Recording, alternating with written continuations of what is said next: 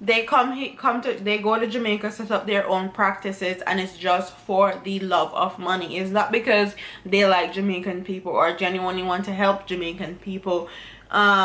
They just come there because it's a great way to have your own practice, work for yourself, and make a load of money. Okay, a lot of times these doctors and medical personnel aren't even Jamaican, so they have no sympathy, no loyalty, no remorse for Jamaican patients, and that is something that needs to be addressed. But let's get into the story. It says a St. Catherine woman is demanding justice for her 15-year-old daughter who she says was sexually assaulted by a doctor at his office last month.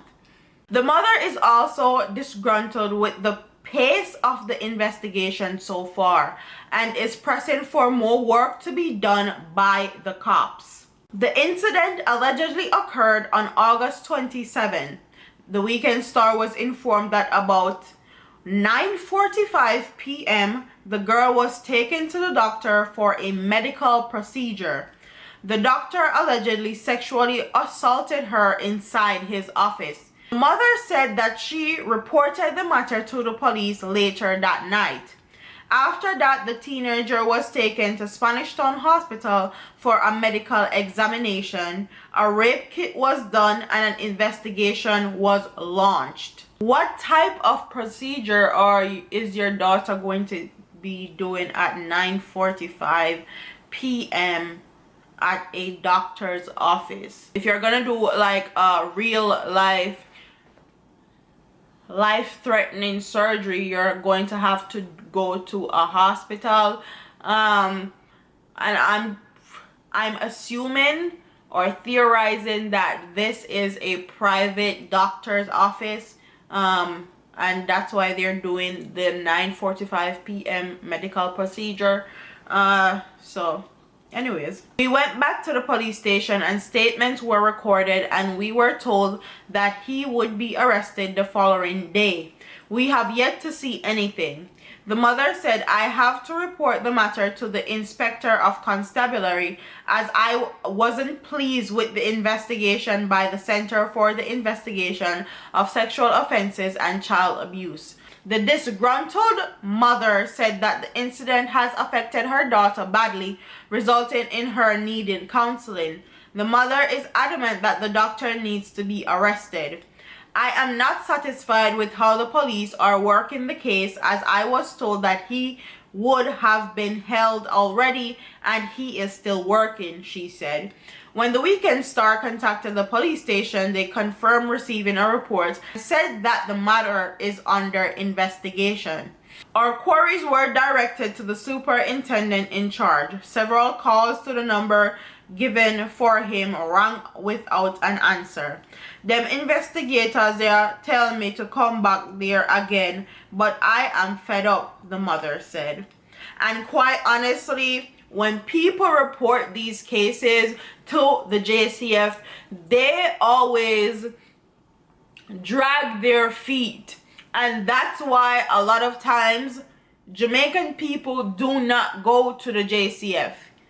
They don't take their issues to the JCF, and they take the issues up with themselves or with badman or PA1 badman, or make a family member that them know can handle it, because they like to drag their feet. If a rape kit was done and there wasn't any condom used and she was sexually assaulted for real, then you have DNA evidence. I hope this is not a case where, because this man is a doctor that holds a private practice, he just pays off Jamaica's government and walks scotch-free.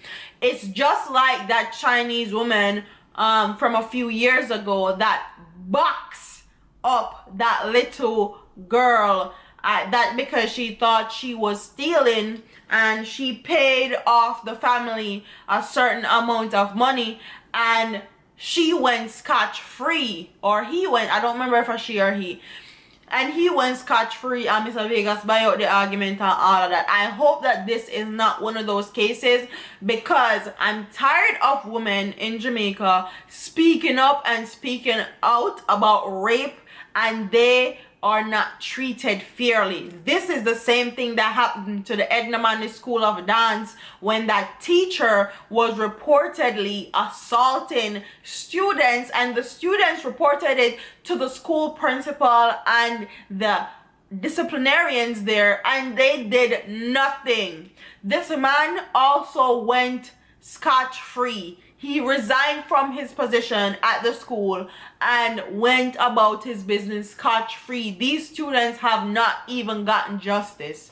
The only glimpse of justice they got was the principal being suspended, and that is not justice enough for being assaulted and sexually molested by somebody that is supposed to be of authority. Like, that right there is very sickening, and it happens way too often in Jamaican culture that these JCF officers seem to don't care. It happens so much. It feels like people are desensitized because they've heard these stories over and over again. So comment in the comment section, what would you do if this was your daughter and you reported it to the police officers and they're dragging their feet?